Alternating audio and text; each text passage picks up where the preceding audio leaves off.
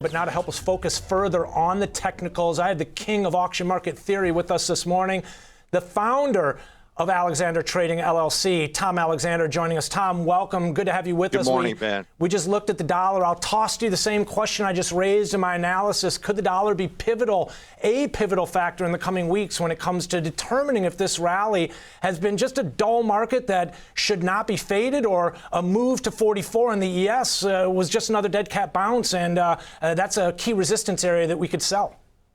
No, I listened to your analysis on the dollar, and I agree with all of it. You know, the dollar had this incredible ramp from the middle of July up into that top in early October. Then we double topped it at the beginning of this month. But, and this was sort of overdue, since the high on, the 1st of November, we had the most downside conviction that we'd seen. So we were due, the dollar was due for some sort of digestion, some sort of balance phase. And that's what we're seeing now. But as far as how it's going to affect the stock indices, that sort of remains to be seen. Certainly you have to keep an eye on the dollar, just like you have to keep an eye on the 10-year, because from a macro perspective, all of those things are interrelated and they play out. Now, as you know, I'm more into following the price action through the lens of auction market concepts. But yeah, I totally agree. I mean, the markets have been sort of manic across the board, and the dollar is an example of that. I mean, this rally that we had in the indices, Ben, and I'm sure you're aware of this, as of last Friday, if we had gone up this week at the same rate of change that we went up the previous 5 days, we'd be sitting here talking about we're at new all-time highs. So, you know, there was no way we were not going to start slowing at a minimum. Tough to sustain that kind of momentum. Yeah, it doesn't happen. Does not happen. Let's talk a little bit about the indices and how we've seen that play out, right, in the S&Ps. The strong run-up we saw last week and the sideways consolidation. Tom, talk to us about where this puts us on the bigger picture. I've got a S&P 500 chart going back to April of this year, and you can see how, you can see the significance associated with that October high, and I guess the real question becomes here, is this a double top? It could be, but if it is, this last rally is an inverted V top, which is a little bit unusual. Now, the Russell has already made an inverted V top, and that's what makes this situation a little bit confounding. Of course, the pattern of the past year with the Russell between the other indices, it sort of continues because it continues to be confounding. Now, there was a lot to get excited about last week from a bullish perspective because you did have participation in the Russell, but then it stopped on a dime. You had 3 consecutive higher closes in the SPX on negative breadth, which was really unusual. And then yesterday we had the big drop. Now, I am suspicious that it's over. I would think that you're going to get more of a balance, sort of like we did in the dollar, maybe not on that time frame, that scale.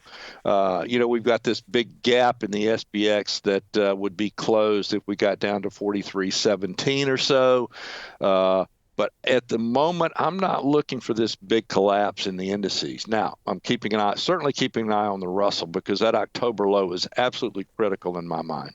Let's take a look at the Russell here, because you mentioned the gap here in terms of the S&Ps right around that 43.16, 43.17 level, but I've got the Russell here, and you're looking at a gap there. It looks like 1670. Is that right, Tom? Yeah, if the Russell closed down to closed up or printed 1670, that would close that gap. It just sliced through that upper gap like a hot knife through butter a couple of days ago. Yeah. I mean, the Russell has it's gone down to this point as quickly as it went up. Tom, it's only the Russell can do. I mean, let me just interrupt you here, because I want to make sure our viewers, their eyes are directed to the correct area of this chart. We're talking about these 2 gaps here, the run-up we've seen from 1633.67 up to just shy of 1780. This is the gap Tom mentioned that we just ripped through like a hot knife through butter, and this is the area you mentioned here. If we were to get down to 1670, that we would close this gap. So the focus here on this chart here being really the right fifth of this chart here, the right quarter of this chart in many ways. Yes, exactly. And here's something else, Ben. I mean, if we're in a bull trend. I'm not going to call it a bull market. Let's say a bull trend Right. that extends for weeks. Then if you have 4 consecutive days of closing NYSE breadth, you should be getting near a low. Let's talk a little bit about here another product you have your eye on today as well. A product that's been coming off this week, rates on the rise ultimately, gold, as some of the geopolitical tensions or some of the concerns initiated with the initial attack on Israel have eased a little bit. We saw gold pull back below 2,000 here, still comfortably hanging out right around 1950 this morning. What are some of the areas you're watching there? I'm not surprised to see gold come in either because it became so vertical to the upside, but it's right on top of an area here. Ben, it's a rather broad area from about where we are all the way down to about 1920, 21, somewhere in there. But I'm not surprised to see gold come in because, again, the rate of change that gold went up off of this October low is just markets don't work that way. It was unsustainable. So to see some sort of pullback in here, and of course, as you well know, this is all going to be tied into, in the case of gold in particular, the action of the dollar, the U.S. dollar. Yeah, we talk a lot about that on the show here, that inverse correlation here, oftentimes very prevalent in terms of gold here. We're looking at the chart here, Tom. It looks like 1828 to 1810, and then you've got your another area that you're watching here, 1947 to 1923. Yes. We've got these those shaded. are the areas I'm watching. Why are they significant? Well, you have some volume there on the horizontal scale. I don't use magic numbers as support. I'm always looking for what an area did the market do. Yeah, I'm looking for an area where there was a concentration of volume, a volume of two-sided trade, and gold was so vertical that there's not much of it.